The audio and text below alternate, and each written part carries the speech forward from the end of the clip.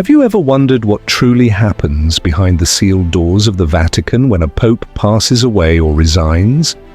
The process is steeped in centuries of ritual, mystery, and dramatic secrecy that has captivated the world for generations. Hello everyone, and welcome to Catholic Beacon. This is your go-to channel for well-researched and engaging Catholic content. Whether you're a long-time follower or just curious about the inner workings of the Church, you're in the right place.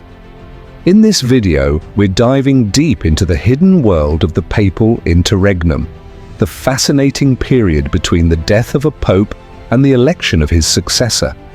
We'll walk you through the entire process, step by step, from the solemn rituals following the pope's demise, the secretive preparations inside the Vatican, to the dramatic conclave where ancient traditions meet modern procedures. You'll witness how key figures like the Cardinal Camerlengo and the College of Cardinals navigate a labyrinth of sacred oaths, encrypted ballots, and the iconic smoke signals that announce a new era.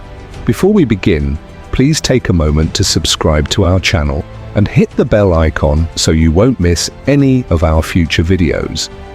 We'd also love to hear your thoughts in the comments below.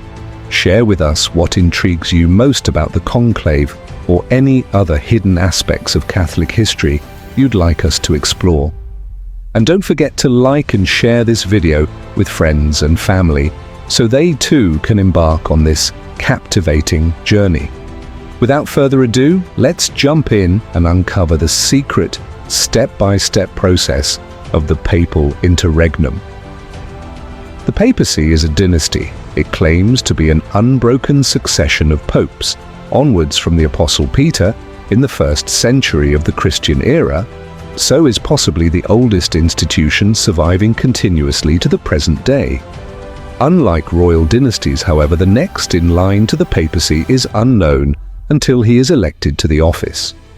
The election of a new pope arouses interest worldwide, not only within the Roman Catholic Church, but indeed with many of other faiths and of none. The public gaze will soon be focused on the Vatican, where the cardinals assemble in seclusion to decide the succession. For centuries, this has been termed the conclave, derived from the Latin words cum and clave, meaning under lock and key. Literally, they are locked in and others are locked out. Who is the pope that his death or abdication of the role and the choice of a successor should attract such attention? As Bishop of Rome, he is the spiritual leader of millions of Catholics and acknowledged as a moral beacon by the secular world. The word papa, meaning pope, is derived from the Greek word papas, meaning father, the equivalent in English to papa. The death of a pope, whether sudden and unpredicted, or preceded by infirmity and advanced age, does not cause a crisis, nor would his free and clearly expressed resignation, which does not require to be accepted and confirmed by anyone. In both these circumstances, procedures are in place to replace him. There are, however, no procedures for deposing an impaired, mentally deranged, senile, comatose, or a manifestly immoral one. The papacy is vacated only by demise or renunciation. Over the course of the centuries, it has been the duty of the popes to enact laws providing for any normal eventuality that can arise during a vacancy or interregnum of this unique office. The norms for a valid election to the papacy are set out in the Apostolic Constitution Universi Dominici Gregis, dated 22nd February 1996, published in the Acta Apostolicae Sedis. The numbers given here within brackets refer to the relevant paragraphs to facilitate cross-checking with the official, authentic text. The rules are the following and must be implemented and adhered to closely by the Grand Electors, it being their right and duty to ensure this due process of canon law by their personal oath of commitment. The Cardinal Camerlengo Chamberlain of the Holy Roman Church, having verified the death of the Pope and the requisite certificate having been signed, declares officially that the Holy See is vacant. maximum discretion will guarantee the privacy and respect for the corpse of the Pontiff. The late Pope's study and bedroom will be sealed off to prevent entry. After the burial, the entire papal apartment will be vacated and remain securely locked. The Chamberlain informs the Dean of the College of Cardinals, the Cardinal Vicar of Rome, and the Cardinal Archpriest of St. Peter's Basilica in the Vatican of the Pope's death. He also assumes responsibility for the administration of the Vatican Palace, the Lateran Palace, and the Papal Summer Villa at Castel Gandolfo, overseeing their current expenditure, since it is his express duty to safeguard the possessions and temporal rights of the Holy See throughout the duration of the vacancy. Until the valid election of a new pope, the central government of the Catholic Church remains temporarily suspended. A clear sign of this can be seen in the immediate destruction of the principal seals of office, namely the defacement of the inscription bearing the reigning pope's name around the rim of the matrix of the Fisherman's ring, his special signet ring, with an engraving of the miraculous catch of fish as its central motif, which is impressed to validate certain official enactments. Likewise, the embossed heads of the apostles Peter and Paul on the obverse, and the Pope's name and ordinal number on the reverse, forming the two sides of the matrix of the lead seal, termed the bulla, are also destroyed. The bulla is attached to authenticate documents of major significance, such as the promulgation of the decrees of a general council, of the canonization of saints, as well as those of lesser but still significant importance, such as the letters of appointment or transfer of bishops. From this, the name papal bulls is derived. During the interregnum, narrowly restricted powers are invested in the College of Cardinals to arrange the funeral of the deceased pope, to make all appropriate preparations for the unhindered election of a successor, and to resolve matters arising not affecting the rights of the Holy See, but which in the majority opinion cannot be postponed. Jurisdiction over everything else remains reserved exclusively to the future pope.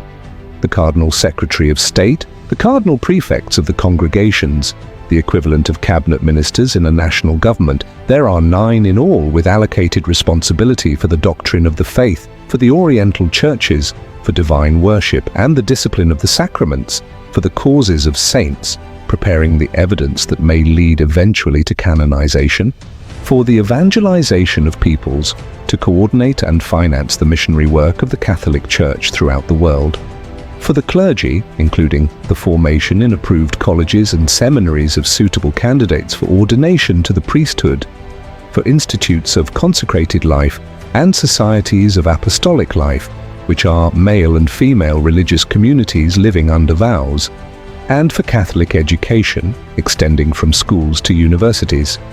The 11 Archbishop Presidents of the Pontifical Councils, which care for the laity, for the promotion of Christian unity, for the family, for justice and peace.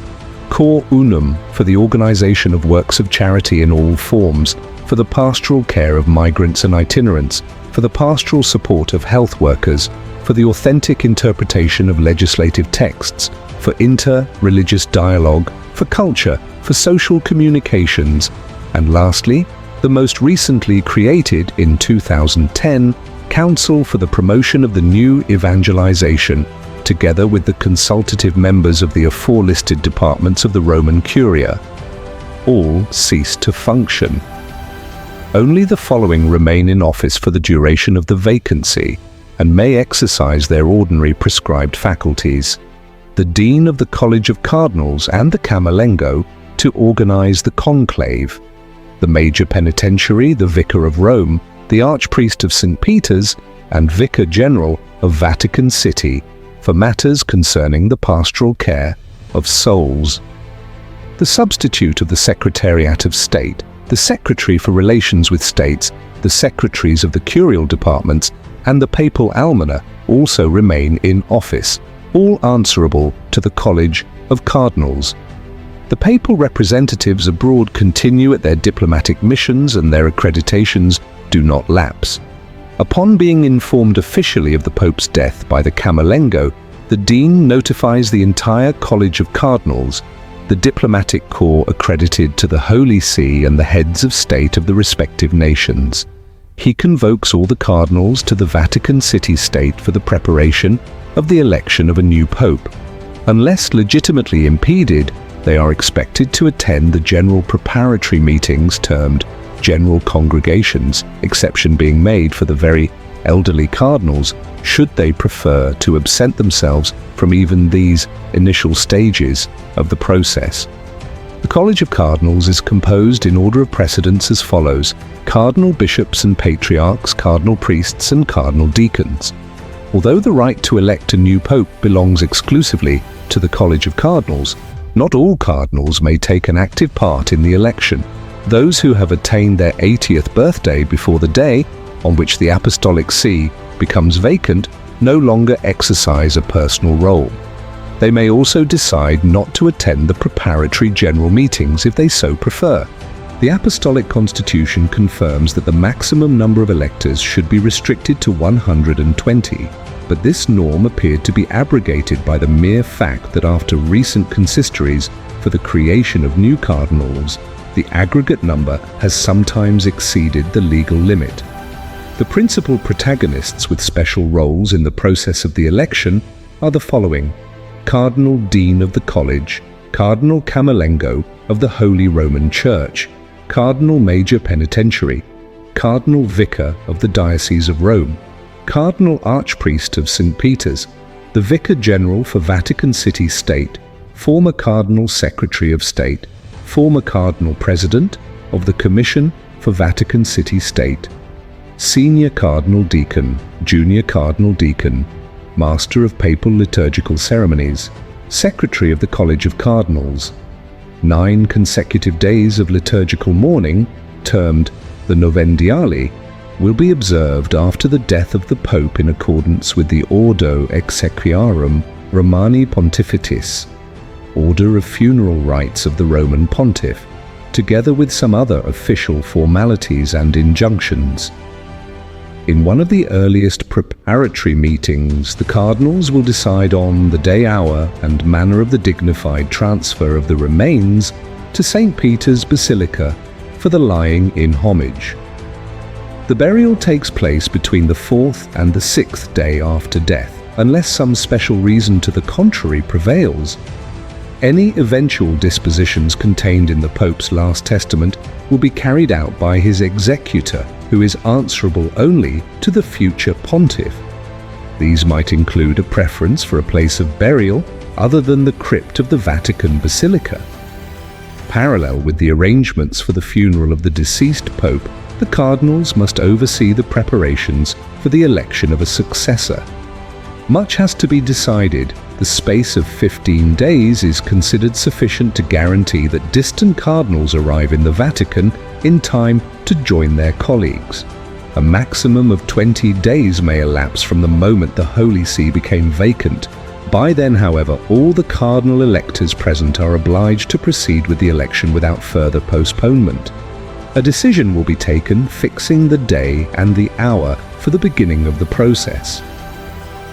To assist the Camerlengo in dispatching ordinary matters inherent in the preparation for the election, 3 assistants, 1 from each rank of the college, bishops, priests, deacons, are chosen by lot from among the electors already present in the Vatican.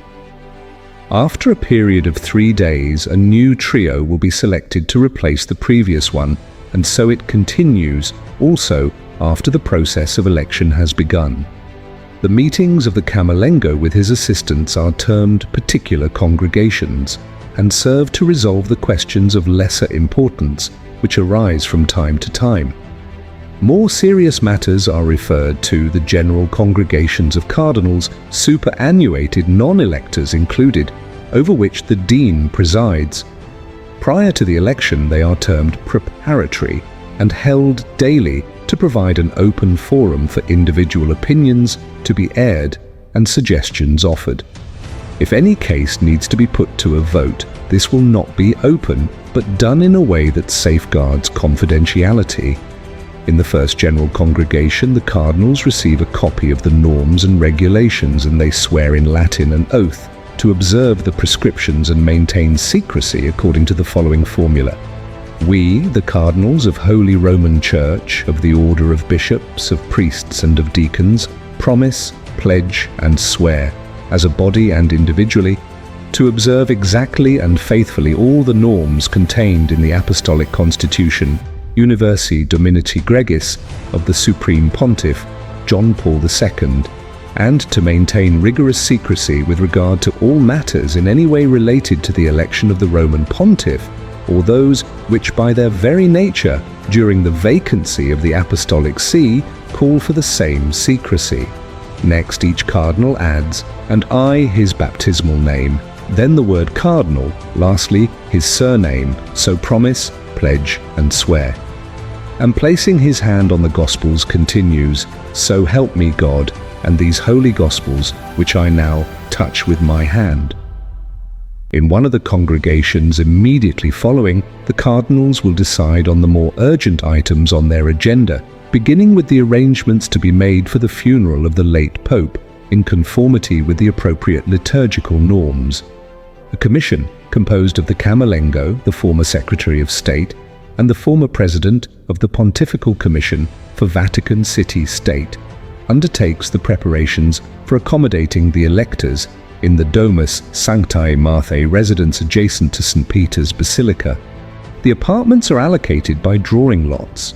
Suitable lodgings have to be found within the restricted area of the election for the other persons who must be included to ensure a smooth conduct of the process, namely the Secretary of the College of Cardinals, who acts as Secretary for the Electoral Assembly, the Master of Papal Liturgical Celebrations, with 2 Masters of Ceremonies and 2 religious employed in the sacristy, and an ecclesiastical assistant to the Dean.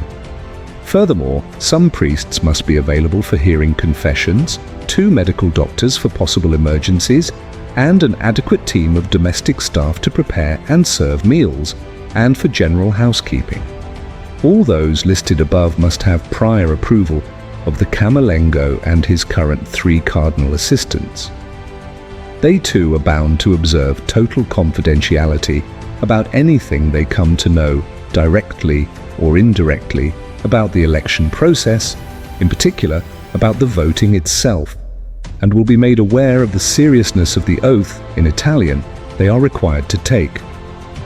I, baptismal name followed by surname, promise and swear that unless I should receive a special faculty given expressly by the newly elected Pontiff or by his successors, I will observe absolute and perpetual secrecy with all who are not part of the College of Cardinal Electors concerning all matters directly or indirectly related to the ballots cast and their scrutiny for the election of the Supreme Pontiff.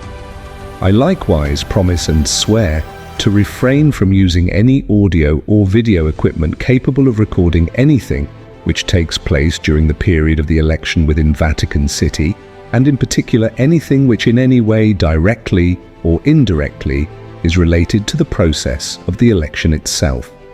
I declare that I take this oath fully aware that an infraction thereof will make me subject to the spiritual and canonical penalties which the future Supreme Pontiff will see fit to adopt in accordance with Canon 1399 of the Code of Canon Law. So help me God and these holy Gospels which I touch with my hand.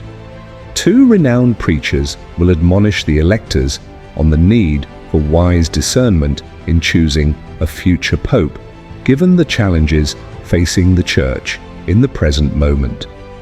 The first meditation will be delivered during the obsequies of the deceased Pope, the second at the precise moment when the electors withdraw from the outside world and enter the reserved precinct. On the morning of the 15th day after the vacancy of the Holy See, and not later than the 20th, the cardinal electors can celebrate a votive mass in St. Peter's Basilica pro eligendo Papa for the election of a pope.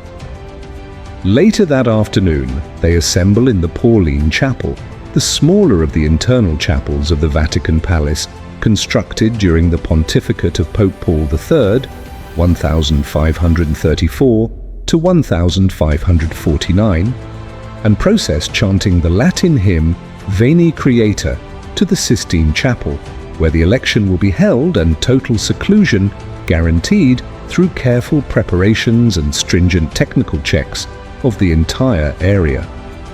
Invariably, since 1878, conclaves have taken place there. It is the major chapel of the Papal Palace, built for Pope Sixtus IV, 1471 to 1484, from whom it takes its name. Because some of the most sublime works of the masters of the Italian High Renaissance adorn its ceiling and walls, including the awesome Last Judgment by Michelangelo, the Sistine Chapel is rated among the principal sites of World Heritage. Architecturally, however, it is only a plain, lofty, oblong structure, measuring internally 40.23 meters in length and 13.41 meters in width, allegedly the same dimensions as Solomon's Temple in Jerusalem. Lit by 6 large windows high up on the side walls, the height of the chapel from the F-floor to the vault being 20.70 meters. This extreme simplicity renders it particularly suitable as the electoral chamber, but not until a team of carpenters, electricians, engineers, furnishers, and technicians have completed a complicated transformation. Desks and chairs are arranged along the side walls to accommodate the exact number of grand electors seated in double rows facing one another across the chamber. Immediately in front of the altar, there are additional central tables where the votes can be cast, counted, and the result of the ballot checked and then announced. In a corner at the opposite end of the chapel, near the principal entrance from the Sala Regia, a stove is installed temporarily in which the ballot papers and other discarded material can be burned by an assistant at the designated time. The smoke produced is emitted from a chimney constructed against the external gable wall, and so is clearly visible in St. Peter's Square. When the smoke is dark and dense in color, this indicates an inconclusive ballot. When it is white, this means a decisive ballot has elected a new pope. Having taken their places in the Sistine Chapel, the dean administers the oath to them by reading aloud the Latin text. We, the cardinal electors, present in this election of the Supreme Pontiff, promise, pledge, and swear, as individuals and as a group, to observe faithfully and scrupulously the prescriptions contained in the Apostolic Constitution of the Supreme Pontiff John Paul II, Universi Dominici Gregis, published on 22nd February 1996. We likewise promise, pledge, and swear that whichever of us by divine disposition is elected Roman Pontiff will commit himself faithfully to carrying out the munus patrinum of pastor of the Universal Church, and will not fail to affirm and defend strenuously the spiritual and temporal rights and liberty of the Holy See. In a particular way, we promise and swear to observe with the greatest fidelity and with all persons, clerical or lay, secrecy regarding everything that in any way relates to the election of the Roman Pontiff, and regarding what occurs in the place of the election, directly or indirectly related to the results of the voting.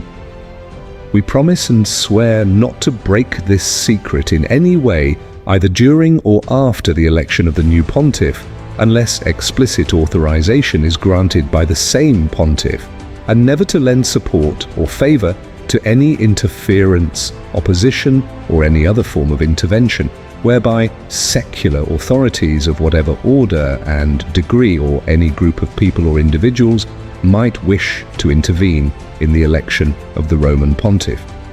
Individually, the electors, in order of precedence, take the oath, pronouncing personally the following words, while placing a hand on the page of sacred scripture. And I, baptismal name, the title Cardinal, then lastly his surname, do so promise, pledge, and swear. So help me God and these holy Gospels which I touch with my hand. When the last of the electors has sworn this oath, the master of papal liturgical celebrations gives the order extra omnes, ordering all those not taking a direct part in the election to leave the Sistine Chapel instantly. At this juncture, the second previously commissioned preacher will be invited to direct the minds of the grand electors to the grave task before them, on the need to act with right intention for the good of the universal church, solemn deum prae oculis habentes, meaning having only God before their eyes. This challenging task accomplished, he leaves the chapel together with the master of papal liturgical celebrations. The electors are now completely alone. The dean will ask them whether the election may begin, or are there still points requiring clarification, though any substantial modification or substitution of the promulgated norms and procedures is not permitted and would nullify the process. If, in the judgment of the majority, there is nothing to prevent the process from beginning, then it starts immediately. Paramount is the observance of total confidentiality by the electors regarding what transpires during the election, and their protection from any violation of the self-imposed isolation. The Camerlengo and his 3 assistants act as vigilante, with the cooperation of trustworthy technicians, adept in uncovering surreptitiously installed devices, concealed with the intent of recording or transmitting what takes place within the off-limits area. The intentional use of such instruments is absolutely forbidden. Likewise, any communication or conversation with persons outside the area is forbidden for the duration of the election, and the electors may not receive messages, newspapers, publications of any kind, nor follow news bulletins via audio or video transmissions. This embargo on revealing the outcome of the voting or other matters discussed or decided concerning the election of the Pope in the meetings of the Cardinals, both before and during the time of the balloting, applies to all members of the college, including non-electors. This secrecy must be seen as a most grave obligation of conscience. The only valid form of electing the Pope is by scrutiny, a 2/3 majority of the votes cast being required to elect a candidate, or 2/3 plus 1 when the total number of electors does not divide into 3 equal parts. For instance, with a full electoral college of 120 voters, a 2/3 majority of 80 would be required, whereas with their number reduced to, say, 115, the necessary majority would be 76 plus 1. Should the election begin on the afternoon of the entry to the Sistine Chapel, only 1 ballot will be held that day. On the following days, if no one was elected on the first ballot, 2 ballots will be held in the morning and 2 in the afternoon. The voting process will be performed in 3 phases. The initial preparatory phase is simply the distribution of the ballot papers by the masters of ceremonies, who give at least 2 or 3 to each elector. They are rectangular in shape and are written in Latin words, eligo in summum pontificem, meaning, I elect as supreme pontiff. These Latin words are printed on the upper half, with the lower half left blank, to allow space for writing the name of the person chosen. Secondly, the drawing out by lot one after another of 9 electors' names by the junior cardinal deacon, the first 3 to serve as scrutineers, the second 3 to carry out the task of the so-called infirmarians, and the last 3 as revisers. Finally, during the voting, the electors remain totally alone in the chapel, so having distributed the ballot papers, but before the cardinals begin to write, the secretary of the College of Cardinals, the master of papal liturgical celebrations, and the masters of ceremonies must leave the chamber. The junior cardinal deacon then locks the door, opening and closing it again each time this is necessary. The compilation of the ballot papers can now start. It is done in secret, each elector writing legibly the name of the person of his choice, if possible, in handwriting not easily identifiable as his, and so that the completed paper can be folded lengthwise. This concludes the pre-scrutiny phase of the election process. The scrutiny proper will consist of 3 crucial acts, namely, depositing the completed ballots in the urn, mixing and counting them accurately, opening and announcing the votes. In order of precedence, each elector holding aloft between thumb and forefinger his completed and folded ballot, and in view of all the others' processes with it, to the large chalice-like urn placed in front of the scrutineers. There he halts and declares aloud, "I call as my witness Christ the Lord, who will be my judge, that my vote is given to the one who before God I think should be elected." Placing the vote on the parton, a shallow circular metal plate on which normally the Eucharistic wafer rests during the celebration of Mass, laid on top and letting it slide into the urn below, he then bows in reverence and returns to his place. An arrangement is foreseen for an infirm elector, having taken the oath, to cast his vote without leaving his seat by consigning the ballot to a scrutineer, who performs the identical ritual of sliding it from the paton into the urn. If any electors are so ill that they cannot come personally to the Sistine Chapel, but need to remain confined to their rooms, in these cases the infirmarians will go to the Domus Sanctae Marthae to administer the oath individually, collect their votes in an empty locked receptacle, and deliver it to be opened and the ballots checked by the scrutineers. In order not to prolong the laborious electoral process unduly, the infirmarians may vote immediately after the senior elector and perform this special duty, while the others in the chapel continue with the balloting, thereby avoiding unnecessary delay. After the ballots of all the electors have been deposited according to the norms, the second stage of the scrutiny follows immediately. The first scrutineer shakes the urn several times to mix the papers thoroughly. The last scrutineer counts them meticulously, transferring them one by one in full view of all those present to another empty receptacle. If the number of ballots does not tally with the number of participating electors, the ballots must be burned and a second vote taken at once. If the ballots do correspond to the number of electors, then the process of reading and announcing the names of those for whom the votes have been cast will be done in the following manner.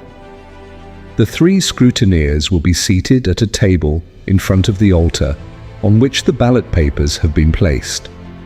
The first scrutineer takes a ballot, unfolds it, notes the name of the person for whom the vote was cast, and passes it in silence to the second scrutineer, who likewise notes the name written on the ballot before passing it to the third scrutineer, who reads it out in a clear voice, audible to all the electors present so that they can hear and record the vote on the pages prepared for that purpose. He himself writes down the name he has just read aloud. He then inserts a needle through the word eligo, that is, I elect, on each ballot, drawing a thread through to be knotted securely at both ends so that there is no risk of their dispersal. The sum of votes obtained by different papabili is calculated and recorded on a separate sheet of paper. This concludes the second phase of the election by scrutiny. The third post-scrutiny phase follows, also comprised of 3 stages. The scrutineers count the ballots all the individual electors have received in their favour. If anyone has obtained 2/3 of the votes cast, 2/3 plus 1 only when the quorum is not divisible in 3, then he has been canonically and validly chosen as Pope and the election is over. Otherwise, the process must continue. In either case, the revisers check both ballots and notes taken by the scrutineers to make sure that the scrutiny has been conducted faithfully. If a second ballot needs to take place, it will be held immediately. Meantime, the earlier ballot papers are put aside. They will be burned only at the end, together with those of the second vote. At that juncture, the junior cardinal deacon will readmit the secretary of the college and the masters of ceremonies to assist the scrutineers in disposing of all the papers in the stove, specially installed for this purpose, in a corner of the Sistine Chapel. For reasons of confidentiality, this measure extends even to personal notes the electors may have made in the course of the voting, all of which must be surrendered to the Camerlengo or his assistants for destruction. They have the task of drawing up an accurate and detailed account of the voting at each session that will be enclosed in a sealed envelope to be kept in a specially designated archive. Balloting will take place each day, twice in the morning and again twice in the afternoon. After balloting has been carried out as prescribed for 3 days without arriving at a conclusive result, the process will be suspended for 1 day before being resumed in the usual manner. Another pause may be taken after 7 more ballots, and again after another 7 ballots. Faced with an impasse calculated at around 33 or 34 ballotings, the Camerlengo will ask the electors for their opinion, how to proceed, and the election proceeds in accordance with what the absolute majority decides. For the validity of the election, however, a 2/3 majority of the votes will always be required, even in the extreme case of voting only on the 2 papabili who obtained the greatest suffrage in the immediately preceding ballot and are excluded themselves from voting in the resumed round of balloting. Motu proprio of Benedict XV, dated 11 June 2007, abrogating the provision contained in number 75 of the Apostolic Constitution Universi Dominici Gregis that made a simple majority of votes sufficient for a valid election in these unusual circumstances. The modern composition of the College of Cardinals aims at being representative of the universal Church. Nevertheless, there is nothing to prohibit the votes being cast for someone outside the College of Cardinals who is deemed suited to shoulder the munus patrinum, the office of Peter the Apostle. Beware. The last time a non-cardinal was elected in 1378, it caused the Great Western Schism, which divided Christendom into rival factions for almost 40 years. The longest interregnum recorded was prolonged for 2 years, 9 months and 2 days, from the death of Pope Clement IV on 29th November 1268 until the election of his successor, Pope Gregory XI, on 9th September 1271. A previous one had lasted for 2 years, 3 months and 1 day, the interval between the pontificates of Pope Honorius IV, 1285 to 1287, and Pope Nicholas നാன்காம் நூற்றாண்டு 1288 മുതൽ 1292. They were exceptions.